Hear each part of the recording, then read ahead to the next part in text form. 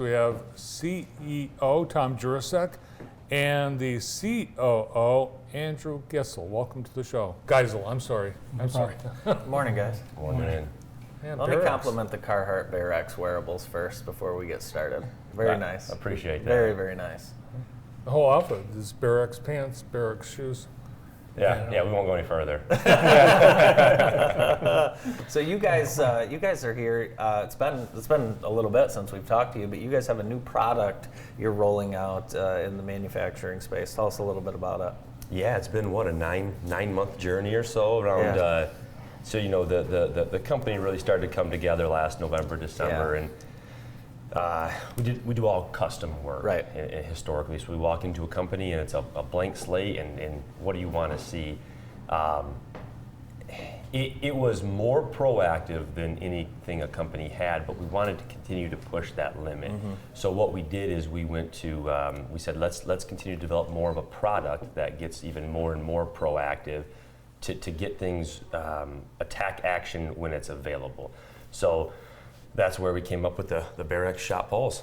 Yeah, what we found was that once we were grabbing the information that was there for manufacturer, we found that there was a lot of inconsistencies from production information. Mm-hmm.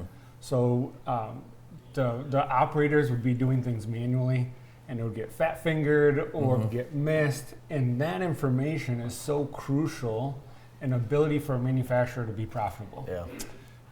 Really, it caused a lot of inefficiencies, extra labor costs, and operational expenses.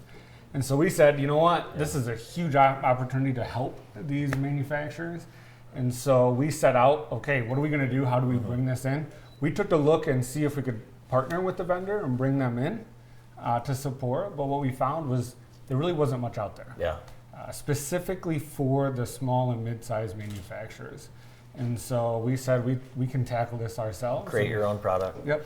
So we've been doing it for about the last 9 months, and we're at that point where we now have it in a few shops, kind of up and running, and we're ready to kind of take it to the masses a little bit more. How difficult is it right now for manufacturers? Obviously, you still have supply chain that's not caught up. You have the labor shortage. You have new employees working in those areas that you guys are talking about. For maybe an operator, management, supervisor, kind of keeping them all together. Is that kind of the goal of this? It really is. We have different views. We call them each a hub. So we have an operator hub. It gives the operator information about what they're doing. There's a supervisor hub, and that's a shop-wide view for the supervisor to keep them active. And a lot of times there's TVs throughout the shop, and then you'll see some of the screens scrolling here, the next slide. And what it does, it's meant to alert the supervisor. What happens a lot of times, an operator will walk around trying to find someone for help. So what this is, green means it's running, purple means there's a call to a supervisor. So a supervisor would need to go to 2, 9, 16, 18, and 26. Yellow means it's behind by 15%. Red means the machine's down. Now we're connected directly to the machine, so this is live and it's happening live time. It's not a bunch of operator input and depending on humans. So the name of the game is doing more with less. Yeah. So keeping what we have and getting a lot more. This is an example. It's really quite ugly. We did it just to hear, so we didn't have any confidential information that we're sharing. Yeah. So it's just 1 through 36, but that's the concept. Then there's also a manager view, management, owner type view.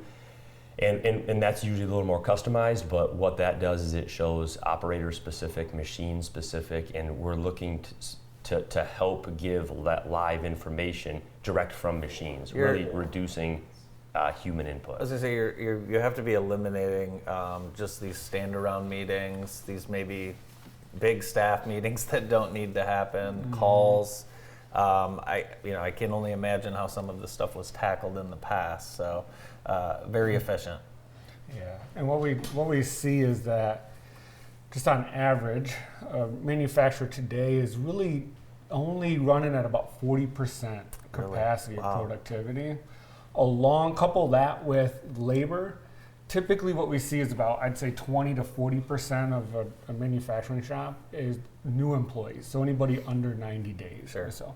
So it's the communication challenges, it's effectiveness challenges, and so what the Shop Pulse is going to be able to do is just help communicate the most important things down to all levels.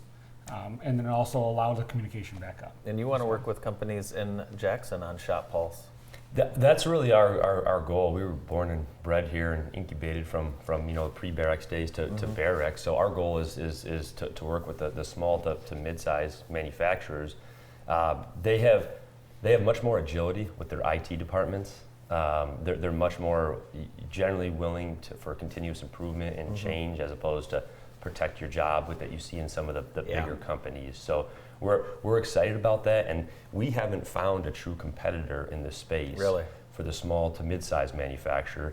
And we think a lot of that has to do with how we were bred, which was really from the ground up. A lot of these other companies took money, some sort of investment, venture capital, something, which inflated their costs, which inflates their prices, which then of course puts them into Fortune 500 and a larger company territory. So their prices are 2 to 3 times ours is what we're seeing. And so we're able to do that with how we kind of stepped into it from custom, then jumping into a the better product. custom product likely at the end of the day. Yeah, it's awesome. With smaller and mid-sized companies, is it easier to get buy-in from the people who say, well, we've always done it this way, it's working, we don't want all these computers? I think there's a certain kind of client we definitely look to work with, and it's those continuous improvement minded companies and those owners. Those folks that say we're always doing it that way, and you walk in and everything's manual, they're never going to change. So we certainly will chat and come see them, but a lot of the times those guys or gals are set in their ways. So a lot of the small companies, though, they don't have much of an option, right? It's like it's diversify and change whether you want to or not, with the supply chain issues, with the staffing shortages. It's not easy. So a lot of companies are changing industries, right? Going from automotive to other, or aerospace to other. So we're looking to make those changes. It's a lot of work, so they need to use every tool at their disposal. Especially if you're changing industry, you want to be at capacity as quick as possible. Yeah. Yeah, supply chain is, particularly with this pandemic, has that made your product then more valuable and more relevant because of the supply chain issues? We think so.